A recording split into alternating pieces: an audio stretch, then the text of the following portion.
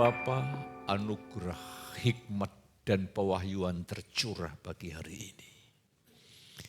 Lewat kebenaran yang tersingkap Tuhan, kami makin merendahkan hati kami di hadapan Engkau.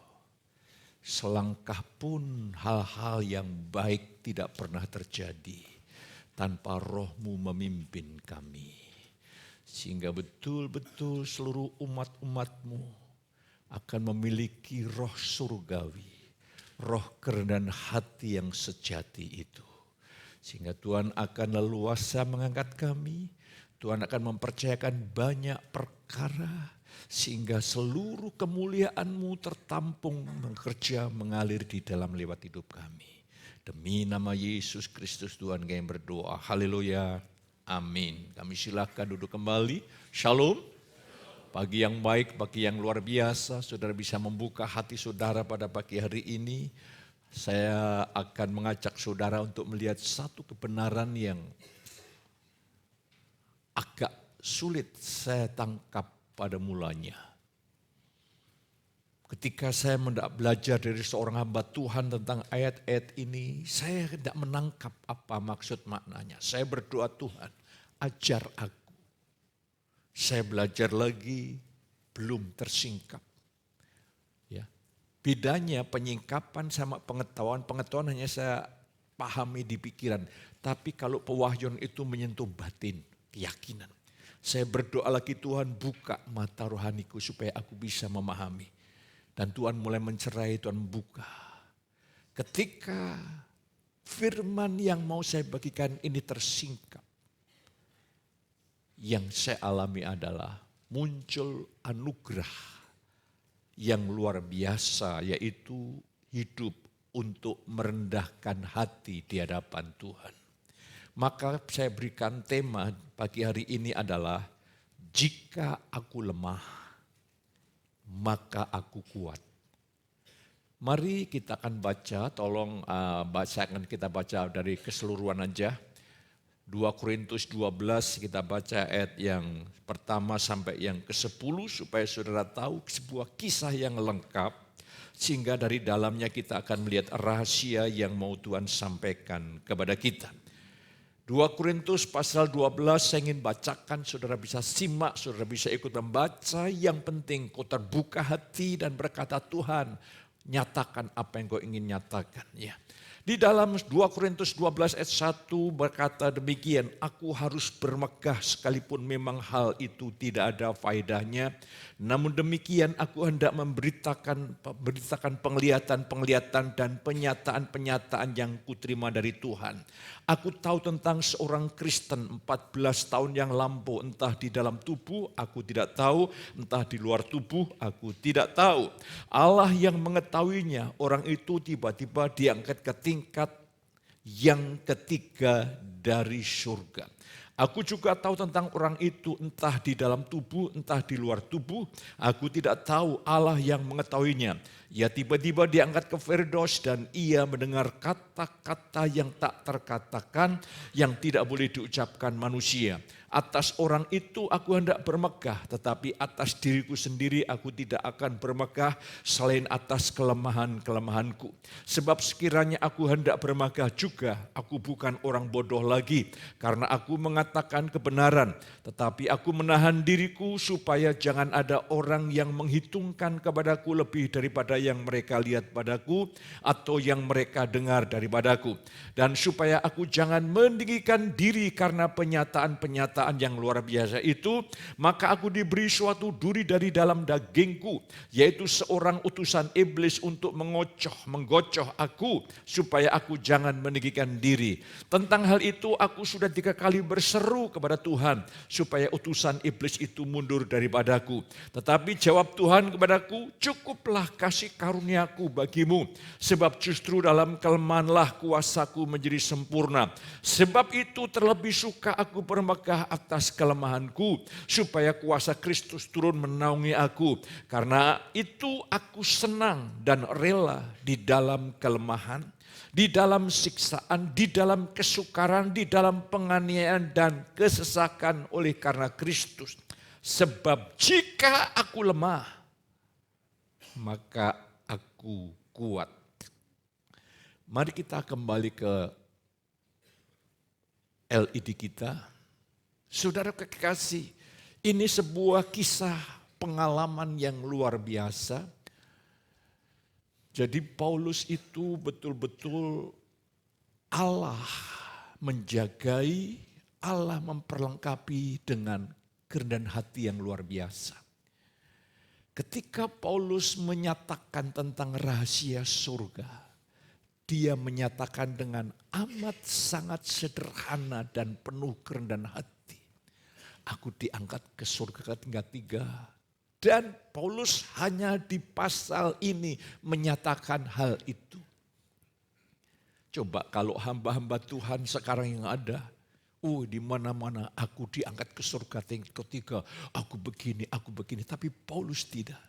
Mengapa? Karena Paulus sudah mengalami sebuah proses. Hari ini luar biasa. Juga dalam peristiwa Natal ada seorang wanita yang bernama Maria. Tidak heran Tuhan percayakan hal yang besar untuk melahirkan Yesus. Karena dia hamba Tuhan yang sangat rendah hati. Dia ketika mendengar firman arahan dari Tuhan, dia menyimpan firman itu dalam hatinya. Benarlah firman yang mengatakan Allah meninggikan orang yang merendahkan hati dan Allah merendahkan orang yang sombong. Karena sombong dengan rendah hati itu perbedaannya antara bumi dan langit. Kerendahan hati adalah sifat Allah sendiri. Yesus berkata, aku lemah lembut dan rendah hati. Kesombongan adalah sifat iblis yang ingin menyamai Allah dan Allah usir dari surga. Jadi hari ini saudara kekasih, pewahyuan ini akan menyingkirkan roh-roh iblis, roh duniawi, hikmat duniawi, sehingga kita betul-betul dimampukan oleh anugerah Allah untuk betul-betul merendahkan hati di hadapan Allah. Coba menceritakan hal-hal surgawi, pernah diangkat surga ketiga. Itu dengan sederhana dan tidak ditambah-tambahin, tidak diekspresikan berlebihan. Saya bersyukur dapat keteladanan ini saudara kekasih. Dan kita akan lihat hari ini supaya saudara bisa melihat kebenaran ini. Saudara kasih, saya ingin ajak saudara untuk melihat ya. Sebelumnya saya ajak saudara untuk melihat ayat-ayat ini.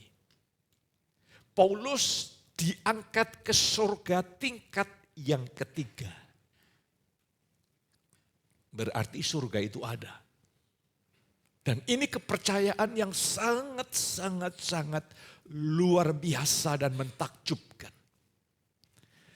Dan Paulus menceritakan hal itu dengan amat sangat sederhana sekali. Mungkin yang paling sederhana untuk menyatakan kemuliaan surga dalam bahasa manusia. Ya, yang disampaikan dengan sikap yang penuh kerendahan hati. Mengapa? Karena Paulus telah mengalami proses anugerah Tuhan yang luar biasa. Dan setelah itu aku tidak bermegah atas diriku dengan penglihatan ini. Tapi aku bermegah atas orang yang aku lihat itu. Dan aku sendiri hanya bermegah di dalam kelemahanku. Bayangkan. Dan mulai ayat yang ke-7. Anugerah Tuhan memelihara Rasul Paulus untuk tetap rendah hati. Maka utusan iblis menggocok Paulus dan bahasanya adalah Paulus mengalami duri dalam daging. Saya kasih analogi yang ringan saja. Saudara mungkin pernah makan ya ikan laut di mana durinya masuk ke dalam tenggorokan, itu sakit. Ini duri dalam daging itu menyakitkan. Alkitab menyajikan apa makna duri dalam daging. Kalau saudara baca Galatia 4 ayat 14-15. Ketika Paulus mulai kembali mengajar jemaat di Galatia. Nampaknya jemaat Galatia ini sudah mulai bergeser karena Injil yang lain. Ketika aku datang kepadamu, engkau penuh sukacita menyambut aku, bahkan sakit penyakit yang ada padaku tidak menjadi batu sandungan bagimu. Kamu menerima aku seolah-olah sebagai seorang rasul, bahkan malaikat, bahkan Kristus sendiri. Bahkan pada waktu itu engkau rela untuk mencungkil matamu untuk aku. Nampaknya Paulus ketika dapat penglihatan di Damsyik melihat sinar yang lebih mulia dari sinar matahari, nampaknya matanya terganggu karena dia buta 3 hari. Satu, Alkitab menyajikan itu.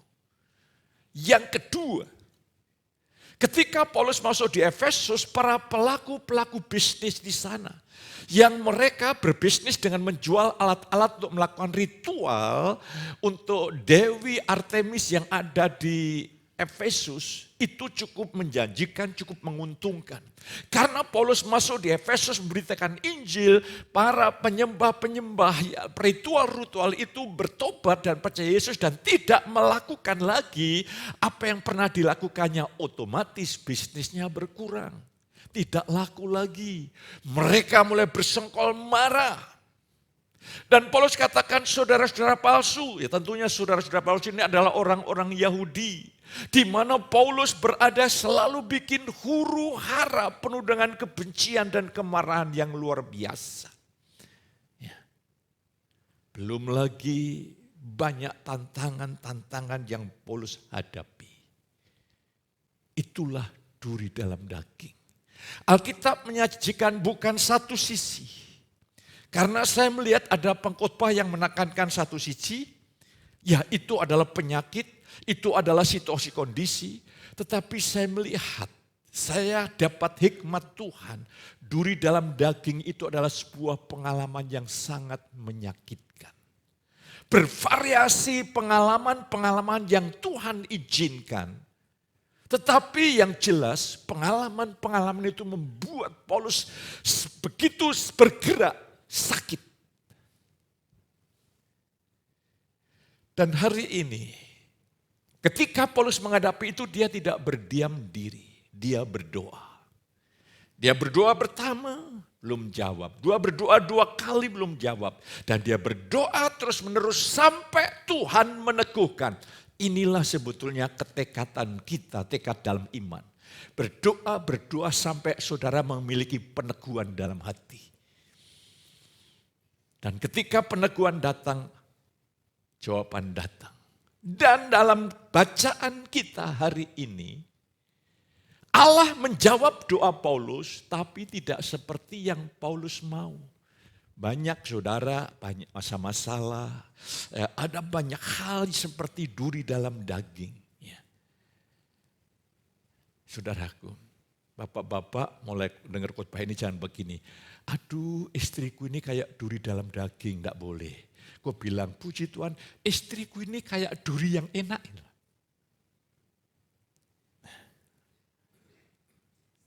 Amin. Berarti bandeng di tahu aja saudara enggak. Ya, haleluya. Ketika Paulus berdoa, bukan duri dalam daging yang diangkat. Yang diubah adalah sikap hati Paulus. Jadi caranya Tuhan menjawab begini, saudara menghadapi gunung masalah, kau punya iman sebesar bisawi, kau pindahkan gunung itu pindah. Tapi yang kedua, engkau punya masalah, engkau punya iman, kau pindahkan tidak pindah-pindah. Masalahnya tidak berubah. Itu berarti Tuhan ingin saudara yang berubah. Yang amin 3 orang. Amin. Separuh lebih. Tetapi yang pasti Tuhan tetap menjawab doa kita. Banyak kan doa-doa saudara kelihatannya tidak terjawab. Itu terjawab. Tapi Tuhan lebih tertarik membangun karakter saudara. Ya. Stephen Covey yang menulis 7 Habits. Dia bilang orang karena karisma, karena kepintaran, kepandaian, promosinya cepat sekali. Tapi untuk hidup di dalam posisi yang tinggi itu hanya bisa ditunjang oleh karakter. Itulah sebabnya Tuhan sedang membentuk karakter saudara. Artinya saudara menjadi orang yang siap mengekspresikan Kristus. Dan hari ini Tuhan ingin tanamkan kerendahan hati. Karena sifat Allah itu rendah hati. Sifat iblis itu yang sombong. Lah hari ini mari saya ingin ajak saudara untuk melihat. Aku bermegah dalam kelemahan. Banyak orang-orang Kristen yang salah memahami yang dimaksud Paulus dengan kata kelemahan. Mereka memahami kelemahan itu sebagai dosa, kekurangan-kekurangan, sebagai kemalasan atau ketidaktaatan. Bukan itu yang dimaksud Paulus. Kelemahan yang dimaksud Paulus bukan dosa, kekurangan-kekurangan, kemalasan, dan ketidaktaatan. Bukan itu.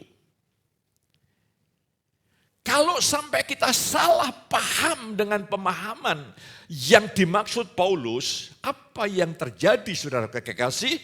Saudara dan saya ketika salah memahami, kita punya konsekuensi yang serius.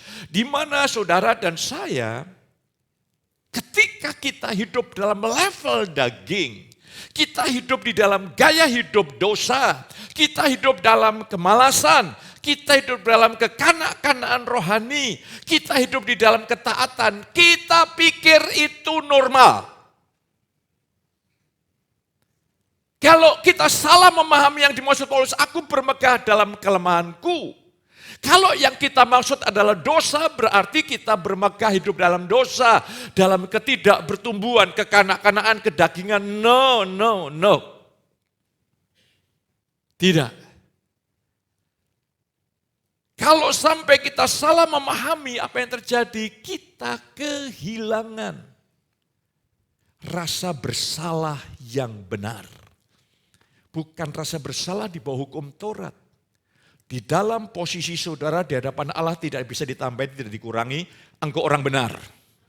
Tapi di dalam panggilan Allah untuk saudara bertumbuh seperti Kristus, disitulah saudara tidak boleh nyaman ketika engkau ada dalam kedagingan dan hidup mementingkan diri sendiri. Paulus menegur kepada jemaat di Ibrani, hei secara waktu kamu harus jadi pengajar. Tapi kamu masih menjadi bayi. Tapi yang jadi masalah karena jemaat Ibrani itu tertipu dengan konsep campuran. Walaupun dalam keadaan kondisi diukur secara waktu harusnya bertumbuh. Dia tidak bertumbuh dan nyaman-nyaman saja. Ini adalah kenyamanan palsu. Kalau saudara hidup ikut Tuhan, mendengar kasih karunia tetapi tetap gaya hidup yang hanya berpusatkan diri kepentingan diri sendiri. Tanpa saudara merasa bersalah. Berarti ada kegelapan yang sedang menutup mata rohani saudara. Sehingga kita orang Kristen yang tenang-tenang, kita tidak punya kerinduan untuk maju bertumbuh. Makanya care group ialah care group. Saya tidak usah ikut care group. Itu sebenarnya konsep pikir yang bersumber dari, udah aku gini aja yang penting aku ibadah, puji Tuhan. No. Tuhan ingin kau bertumbuh. Saya berikan analogi. Seorang keluarga punya anak usia 20 tahun. Hanya bisa memanggil mama makan mimi. Betapa hancur hati orang tua. Ya. Saya bersyukur punya anak nomor 1 makin mirip dengan saya. Tapi lebih ganteng dia karena usia. Tidak apa-apa, harus disadari saudaraku. Ya, lebih pintar dari dia. Ya. Saya kelebihannya, saya lebih dulu dari dia. Sebelum ada dia, ada saya. Kalau tidak ada saya, tidak ada dia. Kelebihan saya di situ, saudara. Yang tidak bisa ditawar dan diganti. Lah di sini, mari jemaat. Ya.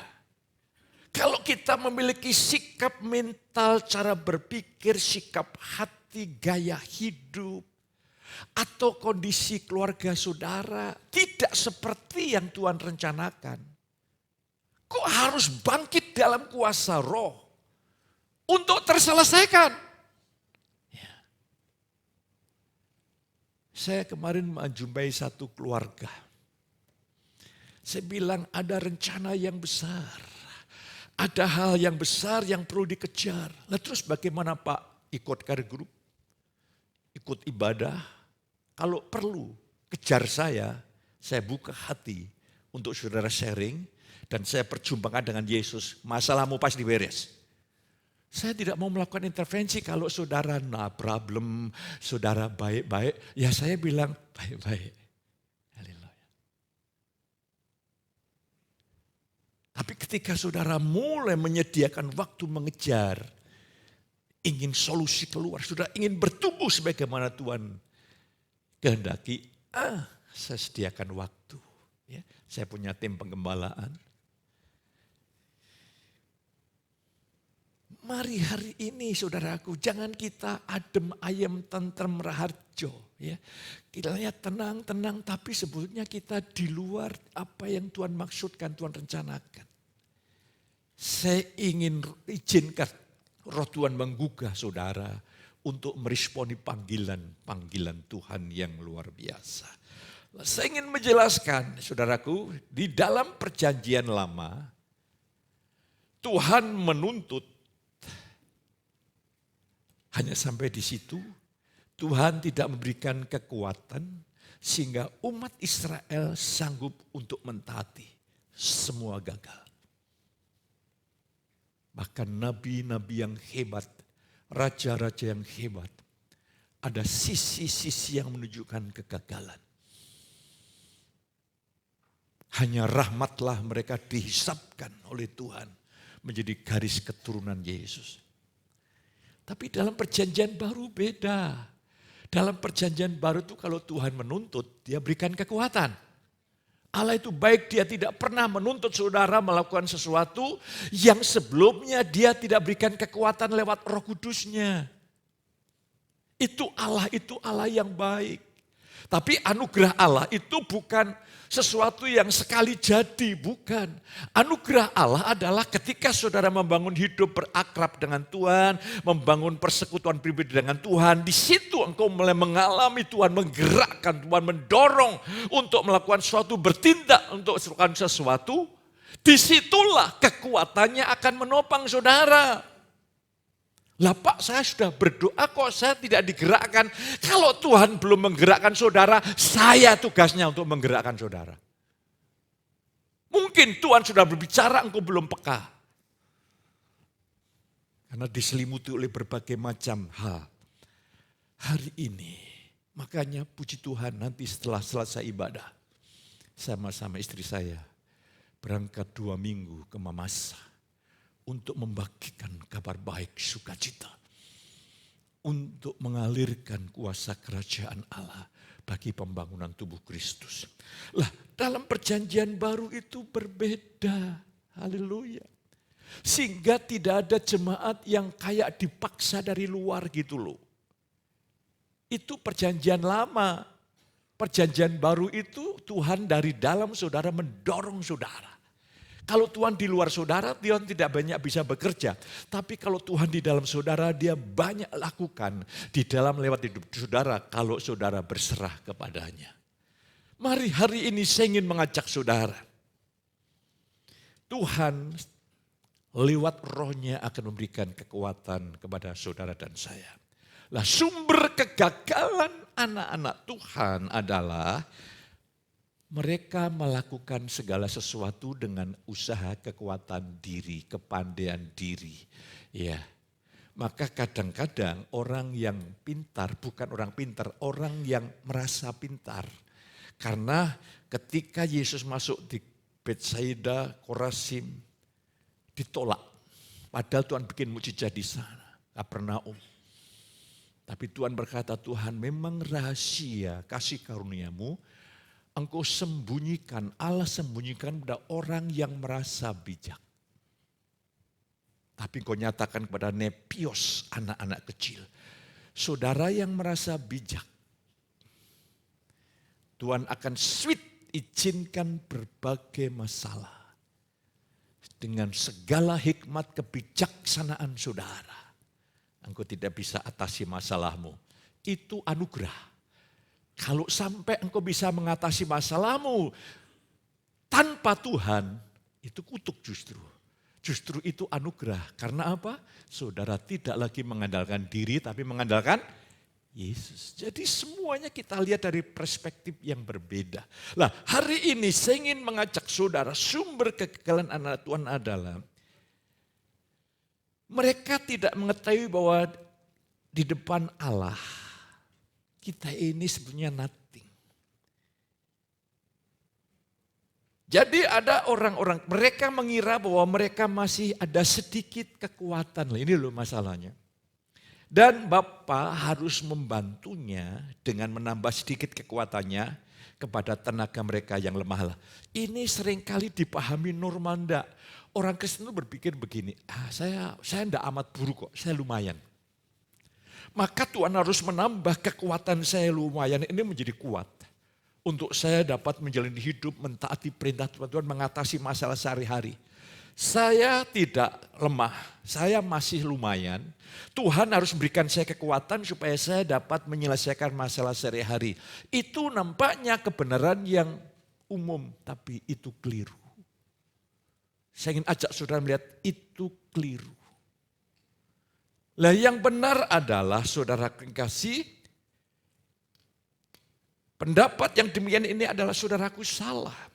Kelemahan saudara dan saya, kelemahan kita, bahwa sebetulnya di hadapan Allah, saudara tidak bisa berbuat apa-apa.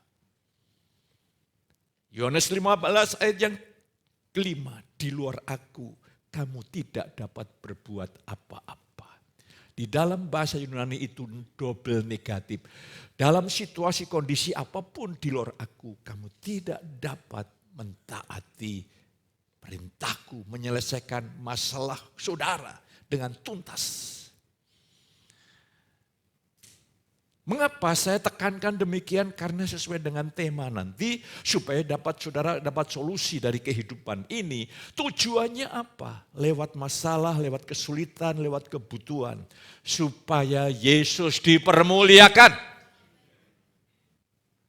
Jadi kita lihat dari sisi yang berbeda. Ada harapan pada pagi hari ini. Mari saya ingin ajak saudara sekarang menerapkan dengan Paulus, kita mau bedah. Paulus bermegah dalam kelemahannya. Dia berkata, ketika aku lemah, aku kuat. Itulah sebabnya Paulus menulis kepada jemaat di Roma. Aku ini bersifat daging. I am human. Saya ini bersifat daging. Terjual, ya. Terjual, sold, terjual under the control of sin. Saya terjual di bawah kontrol dosa. Jadi kita ini bukan rusak, amat sangat rusak. Saudara tidak boleh berkata hari ini saya kuat, besok saya lemah. Dengar hari ini saudara lemah, besok lemah. Selama-lamanya saudara lemah. Kekuatan yang kau dapatkan hidup sehari-hari hanya bersumber dari Yesus. Katakan amin. Jadi kita ini saudaraku hati-hati. Ada orang bermegah dengan penglihatan karena rohani, dengan pendidikan semuanya enggak. Kita hanya bermegah di dalam Tuhan. Bahkan Paulus katakan aku bermegah dalam kelemahan-kelemahanku. Saudara harus sadar di hadapan Allah, aku saudara ini justru seringkali menghalangi Tuhan bekerja. Kita ini sumber dosa, akar dosa itu keakuan kita. Sudah disalibkan, sekarang bukan aku lagi dengan Kristus. Tapi iblis selalu mengekspos aku saudara.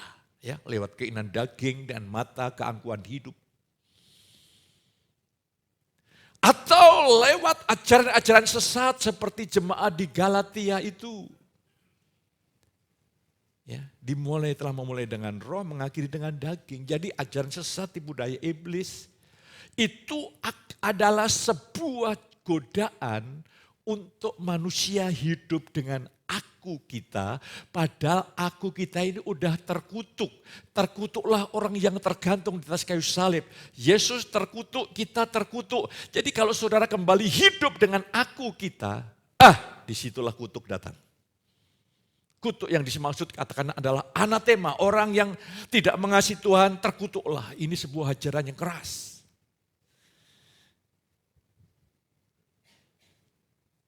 Hari ini di dalam dirimu, di dalam diriku tidak ada yang baik. Jadi kalau orang mencela saudara, puji Tuhan. Tidak usah tersinggung. Memang kondisi kita ini kita sadar. Aduh, sangat buruk, lebih buruk dari yang kita sadari. Aku kita. Tapi puji Tuhan, di dalam aku kita yang buruk sudah disalibkan, sekarang Roh Kristus hadir dalam hidup kita. Seharusnya anak-anak Tuhan tidak boleh berkata, ini tidak boleh. Kadang-kadang saya lemah, kadang-kadang saya kuat.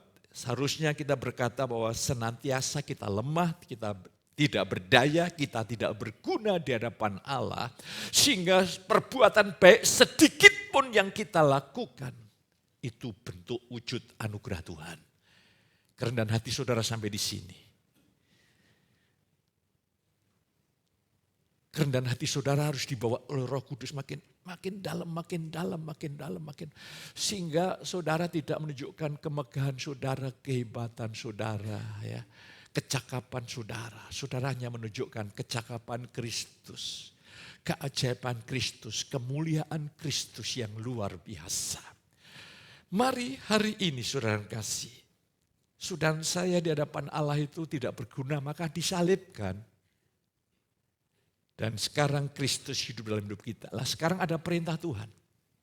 Ya, ini adalah bentuk verb imperatif present. Perintah yang terus menerus harus kita lakukan. Di dalam 2 Timotius 2 ayat 1. Sebab itu hai anakku, jadilah kuat. Ini perintah. Oleh kasih karunia dalam Kristus Yesus. Jadi saudaraku, sekarang jangan pusingkan apa yang kau rasa, engkau lemah, engkau tidak berdaya. Memang itu seperti itu, udah lupakan aja. Makanya Yesus berkata, barang siapa yang mengikut aku harus menyangkal diri. Sangkalilah perasaan lemah, perasaan tidak berdaya, pikiran kacau ada di dalam pergulatan. Oke, lupakan semuanya. Mulai hari ini bergantunglah kepada Kristus. Seringkali engkau belum mengenal Tuhan. Tuhan berkata, Daud, hanya dekat Allah saja aku tenang, daripadanya keselamatkanku. Kalau saudara tahu Tuhan telah bersama dengan saudara, Tuhan sumber ketenangan, Tuhan sumber keselamatan, mengapa engkau cari ketenangan di tempat yang lain? Saya tidak mau mencari ketenangan, perhentian di tempat yang lain. Tuhan adalah tempat perhentianku yang sejati. Tidak banyak energi yang keluar. Kebahagiaan, kepuasan, kau dapatkan hanya dari Yesus. Kalau begitu mulai hari ini, tanggalkan ingin kebahagiaan, kepuasan di luar Kristus. Tidak mungkin.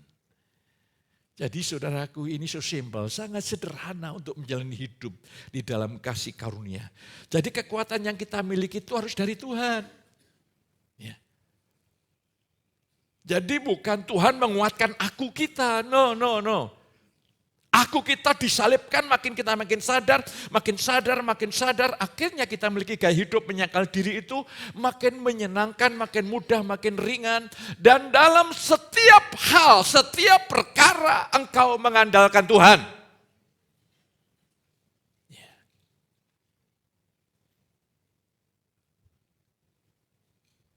Hari ini, anugerah Tuhan bagi Paulus untuk memelihara Paulus supaya tidak meninggikan diri. Allah berikan, izinkan duri dalam daging. Jangan ada satupun di dunia ini yang kau banggakan kecuali Yesus. Hati-hati, ini kebenaran firman. Ini prinsip di mana Tuhan tidak pernah keluar dari kebenarannya. Saya ketika melihat ini saya makin bersungguh Tuhan. Berikan anugerah. Ketika hambamu menyaksikan mujizat-mujizat Allah. Biar itu disampaikan dengan segala kesederhanaan dan kerendahan hati Tuhan. Jangan sampai hamba mengambil kemuliaan Tuhan. Daging tidak bisa Tuhan. Saya ngobrol sama Tuhan begitu. Daging itu sukanya memegahkan diri Tuhan. Maka butuh anugerah-Mu. Hari ini saudara kekasih, saudara dipanggil untuk kuat di dalam Tuhan. Kuat karena Tuhan, karena kuasanya, karena kasih karunia-Nya. Selain itu tanggalkan. Hanya ketika saudara kuat di dalam Tuhan, nanti saudara akan mengalami apa yang Paulus lakukan. Bagaimana caranya kuat di dalam Tuhan? Saudaraku, dengan iman saudara mempercayai Filipi 1 ayat 23. Allah lah yang bekerja di dalam kamu, baik dalam kemauan maupun kesanggupan untuk menyenangkan, mentaati Dia. Jadi sumber-sumber anugerah yang kita miliki hanya dari Tuhan. Makanya Tuhan berkata, kok yang kupasang itu enak. Kok yang daripada Tuhan apa? Ya Tuhan berkata, nak, aku sendiri akan buat engkau mau dan mampu. Itu kuk dari Tuhan. Itu bukan kuk kalau pagi muncul di atas genting. Kuk kuruyu. Bukan. Tapi kuk dari Tuhan. Haleluya. Jadi kalau saudara punya ayam dan lain sebagainya, pelihara ayam, apalagi ayam hutan, engkau diingatkan, kuk kuruyuk, artinya pikulah kuknya Tuhan. Enak saudara kasih. Pak Petrus, tidak mengalami apa yang saya alami, iya. Pengalaman Paulus lebih dahsyat daripada pengalaman saudara dan saya. Dan anugerah Allah membuat Paulus berubah. Ya, kalau hari-hari ini selama ini engkau berdoa supaya sesuatu yang terjadi berubah dan tidak berubah, itu justru anugerah Tuhan. Sampai titik di mana engkau bergantung sama Tuhan, masalahmu diangkat. Sebab kalau saudara belum bergantung sama Tuhan, masalah saudara diangkat, masalah yang lain akan bermunculan. Iblis akan menggoda, mencobai bermacam-macam. Jadi hari ini puji Tuhan, ketika hari ini engkau meresponi apa yang Tuhan kerjakan lewat Paulus, saya percaya rencana Allah terwujud, kehendak Tuhan terwujud dalam hidupmu, maka beban itu diangkat. Karena Tuhan ingin engkau tidak punya beban. Ini poin yang penting. Jadi mari kita percaya, cita-cita, yes. Tuhan menyanggupkan saudara dalam menjalani hidup sehari-hari. Ya, puji Tuhan mulai hari ini, duri dalam daging tidak diangkat, tapi yang diubah hati Paulus. Maka hari ini bersukacitalah. Katakan sebelahmu, bersukacitalah. Tapi saudara begini, ini hikmat manusia itu selalu alasan, Pak, saya bersukacita kalau masalah yang satu ini selesai. Masalahnya, masalah yang satu ini selesai, tapi engkau masih bergantung diri sendiri, maka masalah lain berdatangan. Kok tidak ada amin malaikatku yang di surga akan mengaminkannya. Haleluya. Jadi puji Tuhan, duri itu sengaja tidak diangkat. Sehingga Tuhan ingin ketika saudara mulai Tuhan melihat saudara, mulai tidak ada godaan untuk memegahkan diri, Tuhan angkat. Saya baca buku satu hamba Tuhan menyatakan begini, ada titik kadang-kadang Tuhan tinggalkan satu kelemahan yang membuat hamba Tuhan itu mau tidak mau harus merendahkan diri di hadapan Tuhan. Lah, hari ini saya ingin mengajak kita kembali kepada firman. Percayalah, Yesus di dalam saudara adalah segala-galanya. Haleluya. Dan saya mau kasih tahu, kalau hari ini engkau belum bahagia, kalau hari ini engkau belum sukacita, hanya karena engkau masih bergantung ego. Tapi kalau hari ini engkau bersukacita, walaupun duri itu belum hilang, tapi gue bersukacita karena Tuhan. Duri itu diangkat. Makanya Paulus katakan bersukacitalah senantiasa di dalam Tuhan.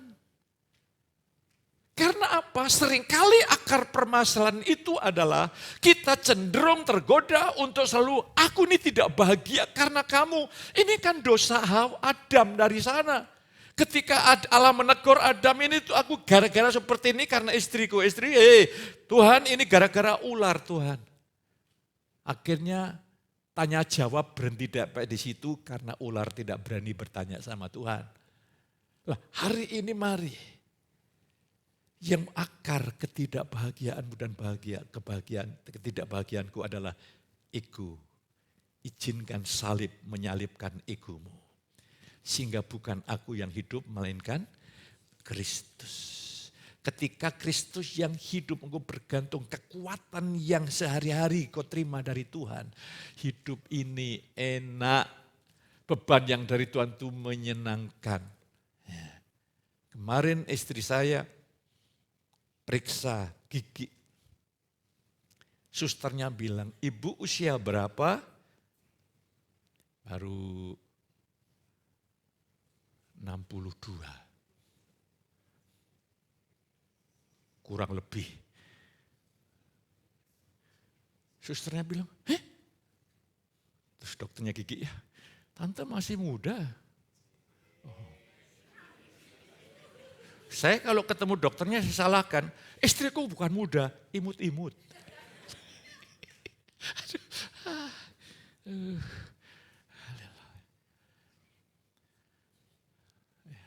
Jadi saya ingin hari ini engkau awet muda, jadi proses penuaan itu diperhambat itulah. Haleluya. Amin. Ada orang yang tua sebelum waktunya, ada orang yang awet muda, fresh, segar gitu. Saya yakin ketika saya sampai di masa, orang-orang akan berkata, dari dulu sampai sekarang saya ketemu Petrus kok tidak berubah. Ya, saya juga tidak ada resepnya. Ya. Resep yang saya alami, tapi jangan ikuti, itu khusus pribadi. Saya kalau sarapan pagi, telur 1 dibagi 2. Ini rahasia pribadi tapi saya buka demi kebaikan saudara. Jangan ikut-ikut kalau saudara memang butuh telur 5-6, lakukan. Ada jemaat saya di Demak, sehari karena dia olahraga kuat, makan telur mentah itu 9 biji. Maka kolesterolnya waktu dicek, tidak ada angka yang bisa mewakilinya. Yang kedua, kalau saudara ingin tanya lebih dalam, tanya Pak Hengki. Dulu suka minum susu sapi sehari seliter. Dicek trigliseridnya, angkanya tidak ada. Terus Pak Hengki tarik kesimpulan, susu sapi cocoknya untuk anak sapi. Saya diceritain Pak Hengki itu masuk di akal juga. Saudara seringkali mengganggu anak sapi. Lucu kalau jemaat GBI Kudus rebutan sama anak. Tapi enggak apa-apa kalau demi kesehatan enggak apa-apa. Yang penting hari ini percayai Tuhan di dalam saudara. Ada kelegaan pagi ini? Oke, yang kedua kita lihat saudara yang kasih. Kita memiliki iman Abraham. Ini luar biasa Abraham ini. Roma 4 ayat 21 dengan penuh keyakinan bahwa Allah berkuasa untuk melaksanakan apa yang telah ia janjikan. Dia dalam ayat itu Paulus bisa menyerap. Paulus berkata, menyatakan Abraham, dia berkata, walaupun tidak ada dasar untuk bermegah, Abraham tetap percaya bahwa Allah sanggup menggenapkan apa yang dia janjikan. Ini sebetulnya kasusnya sama dengan saudara saya. Saya ini tidak bisa bermegah dari diri sendiri. Udah deh pakai cara apapun saudara ini orang yang tidak bisa taat, tidak bisa melawan dosa. Tapi di tengah-tengah kondisi yang seperti ini ada dasar pengharapan yang baru. Tuhan di dalam saudara membuat engkau mau dan mampu untuk mentaati Tuhan dan menolak dosa. Hari ini puji Tuhan. Kita harus mulai iman. Dan Abraham memuliakan Tuhan. Orang yang beriman itu memuliakan Tuhan, saudaraku. Nyanyikan terus, bangun pagi nyanyi. Saya lihat istri saya itu pagi nyanyi. Oh haleluya. Dia sedang sukacita, saudara kasih. Lah hari ini mari nyanyi, saudaraku. Ya, saya paling senang lagu itu, langit dan bumi pujilah Tuhan.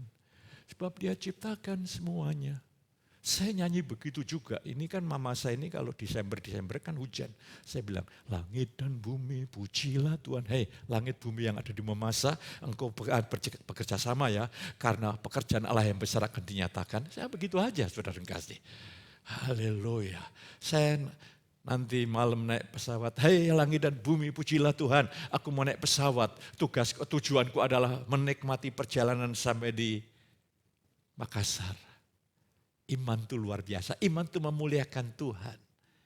Sekalipun kambing domba, apa? Sekalipun kambing domba disate. Jelas toh saudara kalau jawab itu saudaraku. Saya mau kok diajak nyate masih bisa kok saudara. Sekalipun kambing domba, itu kan kata Habakuk, saudara punya kambing enggak? Oh, enggak punya kambing kok saudara bilang. Sekalipun kambing dan domba, terlalu di kandang enak saudara ngomong enggak punya kambing. Coba kambingmu 1000. Makanya saya tidak mau khotbah seperti Petrus. Emas dan perak tidak ada padaku. Saya bohong, cincin saya emas.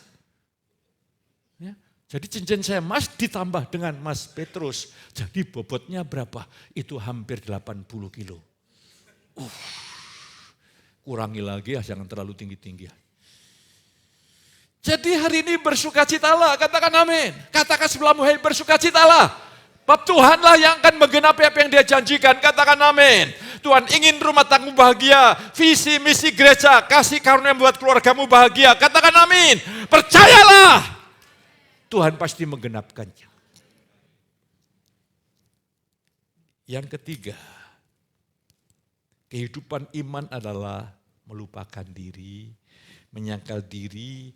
Dan hidup bergantung Kristus sepenuhnya. Lalu Yesus berkata kepada murid-muridnya, setiap orang yang mau mengikut aku, ia harus menyangkal dirinya, memikul salibnya dan mengikut aku. Menyangkal diri, menyangkal pendapat diri, pengalaman diri, perasaan diri, lupakan. Mungkin hari ini engkau merasa lemah, rasa letih, rasa lesu. Aku tidak mau dikontrol oleh diriku sendiri. Aku hidup di dalam Tuhan. Kalau Tuhan adalah sukacitaku dan aku setelah menyatu dengan Tuhan, otomatis sukacita itu menjadi bagian hidup kita. Katakan amin. Tuhan adalah damai sejahtera saudara dan Tuhan menyatu dengan saudara tidak pernah berpisah. Berarti engkau hidup dalam damai sejahtera. Abaikan apa yang kau alami secara manusiawi. Dan berfokuslah kepada Tuhan dan apa yang telah dijanjikannya. Engkau rasanya kayak di neraka, oke. Tapi Efesus 2 ayat yang ke-6. Engkau telah duduk di sebelah kanan Allah Bapa. Engkau diberi menu setiap hari atmosfer surga. Hadirat surga yang luar biasa. Hidup kita melupakan, kita ini seringkali berfokus diri terus. Lupakan, ini ganggu terus ini. Aku enggak seneng, aku seneng. Haleluya, haleluya. Saudara yang kasih, mari hari ini. Bebas. Haleluya. Nah, hari ini saya ingin mengajak saudara untuk melihat, puji Tuhan, lupakan semua. Ingat, di dalam Yesus saudara sudah mati. Amin. Saudara ini yakin enggak? Engkau sudah mati. Amin. Akunya sudah mati, yang hidup adalah Kristus. Makanya saudara juga mengikuti buku Stephen Covey, di mana mengajarkan salah satu 7 sifat hebat itu adalah saudara bukan orang yang reaktif, tapi proaktif. Kalau saudara sekarang bertindak dengan iman. Kau tidak perlu reaktif, saudaraku saya kasih analogi sederhana. Orang yang suka mabuk ketika mati dikasih coyongan. Apa saya karena pendeta tidak cocok kalau hafal. Dikasih minuman keras begitu, dia tidak ada reaksi. Engkau tidak perlu bereaksi dengan dosa, mencoba mengatasi dosa. Tidak. Kalau godaan dosa datang, larilah kepada Tuhan. Hanya Tuhan yang memampukan saudara. Engkau sudah mati dari segala masalah dan kesulitanmu. Ya. Caranya pandang salib, di dalam salib engkau telah mati, yang hidup adalah Kristus. Akhirnya apa yang terjadi? Orang yang menyangkal diri luar biasa akan mengalami kehidupan rohani yang dibangkitkan secara luar biasa. Yang keempat, membangun persekutuan dengan dia untuk menyerap kekuatannya. Tentunya saya lihat hamba-hamba Tuhan yang hebatnya. Yesus pun berdoa malam-malam, pagi-pagi buta dia berdoa. Rasul Paulus dia banyak berdoa. Saya membaca sejarah kisah hamba-hamba Tuhan yang trustnya antar berdoa. Saya pelajari banyak berdoa. Kalau saudara kurang berdoa, banyak pengetahuan, engkau hanya melahirkan wacana.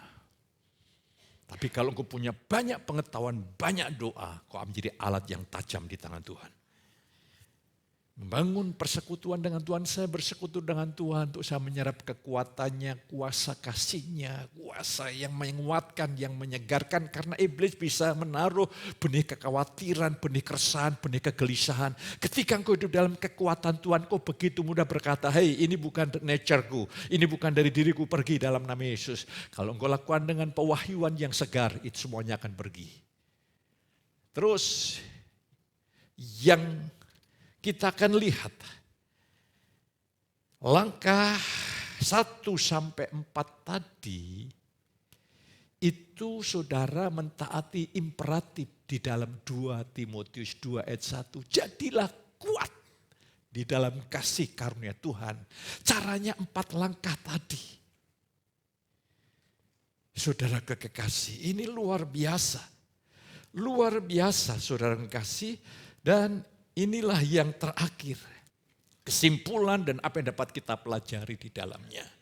1, orang Kristen yang merasa berat hidup bagi Tuhan. Rasanya kok hidup kok berat ya. Rasanya melakukan perintah-perintah Tuhan kok berat ya. Maka mereka tidak mengalami kemajuan dalam kebenaran ini. Kalau sampai orang kok hidup kok berat ya, kok begini, kok berat, kok aduh keluarga berat, hidup berat. Engkau belum mengalami kemajuan. Firman pagi ini bahwa ketika aku lemah, aku kuat. Dan Paulus berkata, aku rela, aku senang dalam kelemahan, dalam kesesakan, dalam tekanan, dalam aniaya karena Kristus. Daging saudara tidak suka kalau tertekan. Daging saudara suka independen, tanda kutip, sewenang-wenang, semaunya sendiri. Ketika Tuhan bawa masuk dalam penderitaan, daging saudara tidak mau. Tapi Paulus berkata, aku bermegah, aku bersukacita, aku rela dalam kelemahan, dalam kesesakan, dalam tekanan, dalam aniaya. Karena justru dalam peristiwa-peristiwa seperti itu, kuasa Tuhan akan dinyatakan luar biasa. Dan hidupmu akan banyak kesaksian. Kalau engkau punya kebutuhan yang besar, punya masalah yang besar, dan Tuhan menjamah menolong, hidupmu penuh kesaksian yang besar. Katakan amin. Coba saudara minta sama saya begini, Pak Petrus berikan kesempatan 10 menit di mimbar. Apa? Saya ingin bersaksi tentang apa? Tuhan itu luar biasa. Saya mau tanya, kesaksianmu apa? Pak Petrus, saya sakit panu, berdoa dan disembuhkannya. Saya bilang tidak perlu berdoa, kanesten cukup. Kalau masalahmu besar, berarti mujizatnya besar. Hari ini terjadi. Hari ini terjadi. Dan saudara dan saya hari ini, ketika aku lemah, aku rela. Lemah itu aku menerima semua anugerah Tuhan. Yang kedua, kekuatan. Jadilah kamu kuat. Kekuatan itu untuk melayani. Orang yang ingin kuat hanya untuk salah hidup benar, itu tidak akan mencapai sasarannya karena tujuan Tuhan pelayanan. Kalau saudara belajar kepada Paulus, dia memperlengkapi jemaat di Efesus, di Efesus 4:11. Tujuan para rasul itu memperlengkapi jemaat untuk pelayanan. Paulus menulis kepada jemaat yang ada di Galatia, pas Galatia 5 dikatakan ayat 13, kamu telah dimerdekakan dan dengan kemerdekaan itu bukan tujuannya kamu bebas melakukan dosa, tapi kamu melayani sesama dengan kasih. Jadi tujuannya hari ini adalah saudara dilibatkan melayani. Melayani pembangunan tubuh Kristus di gereja lewat doa syafaat. Jadi hari Kamis, saya dorong saudara ikut doa syafaat. Amin. Tapi kan Pak, saya tidak berdoa Pak. Kalau yang datang banyak doa semua, bisa Pak sampai jam 4 pagi saudaraku. Makanya saudara mengaminkan, itu menguatkan saya, menguatkan yang doa syafaat dan iman kita menyatu, itu urapan korporat itu dasar sekali dampaknya. Itu cukup nilainya sama dengan apa yang saya lakukan sebagai pengkhotbah yang dilakukan oleh pendoa syafaat. Dan ketika engkau datang doa syafaat, itu engkau diajar untuk mengkondisikan saudara menjadi pendoa syafaat yang hebat bagi keluarga. Haleluya. Besok Kamis datang?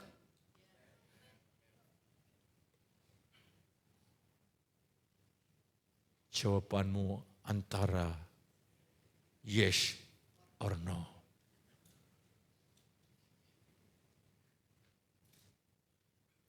Kapan kamu nikah? Maybe.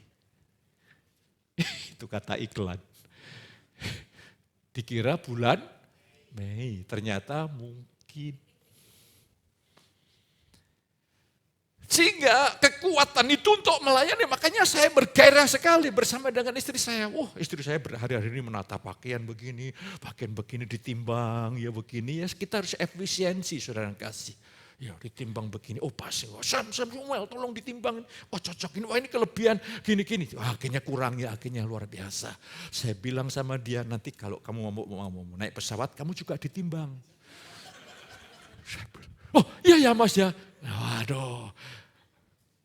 Itu kalau pesawat yang ke Mentawai. Saya bersama istri saya naik pesawat ke Mentawai, ditimbang. Menakutkan kan? Mati aku ini ditimbang seperti ini saudaraku. Jadi kalau saudara ingin awet muda, melayani. Tapi kan talentanya masing-masing, ada yang 5, ada yang 4, ada yang 2. Ada yang 1, 5, 2, ada beda-beda, tidak apa-apa. Lewat doa syafaat, engkau bisa melayani Tuhan dengan uang, bisa melayani Tuhan dengan waktu, dengan menguatkan yang lain, membesuk yang lain. Hidup saudara saja yang betul-betul mulai bertumbuh itu sudah menjadi kesaksian yang bagus. Dan ikut care group, itu semua adalah bentuk-bentuk pelayanan yang luar biasa. Jadi ketika kita ini hidup tidak melayani, untuk melayani, kita ini sedang hidup di luar kodrat ilahi kita yang baru. Saudara hidup di luar kodrat saudara yang baru. Ingin contoh yang analogi yang sederhana. Saudara diberi kodrat beda sama ikan. Ikan bernapas dengan, berarti biologimu waktu SMP dapat 10. Saudara bernapas dengan rupa-rupa. Paru-paru. Engkau tidak normal hidup di laut, di air tidak bisa. Tidak bisa. Roh Tuhan diberikan kepada kita untuk pelayanan. Jadi kalau kita hidup tidak untuk melayani, itu di luar kodrat. Seperti engkau hidup di air, artinya apa? Artinya apa? Kalau mati mah enak, setengah mati. Kalau mati mah masuk surga, setengah mati ini loh. Hidup kagak, tidak, mati kagak. Mari saya jemaat bangkit dalam pelayanan. Banyak pelayanan yang Tuhan lakukan. Saya lihat hari Minggu saudara ketika sama care group membagikan, saya lihat di LED itu luar biasa ini. Ini orang yang di rumah semua dilayani. Kalau ke rumah makan tidak mau makanannya lama sajanya, pulang. Terlalu lama Anda mau. Tapi sekarang harus membawa beras. Di pinggir jalan diberikan pada orang. Saya katakan, oh luar biasa Tuhan. Ini sifat Kristus ini. Ini sifat Kristus, ini karakter Kristus terjadi. Dan banyak hal saudaraku.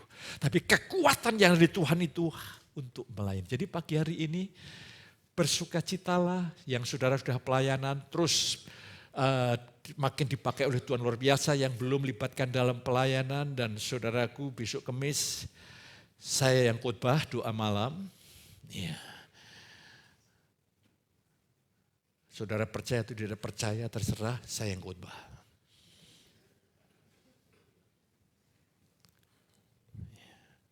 Tapi saya wakilkan.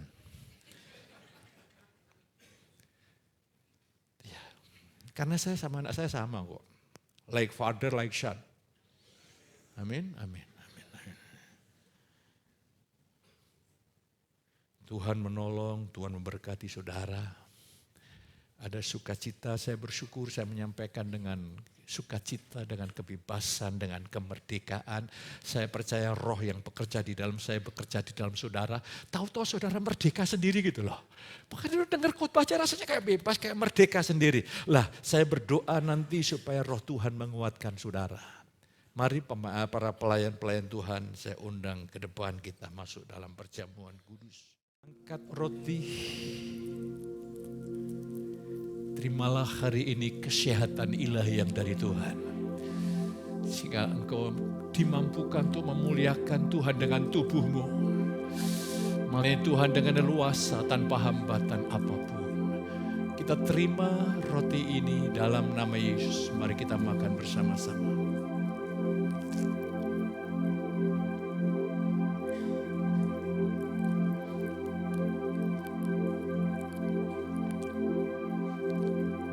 Cawan. Kristus mati di atas kayu salib. Terkutuklah orang yang tergantung atas kayu salib. Yesus telah mengambil kutuk yang harusnya kita pikul. Sehingga di dalam melalui perjamuan kudus ini, berkat kemurahan kebaikan rahmat Tuhan menjadi bagian hidup saudara yang berlimpah-limpah. Demi nama Yesus mari kita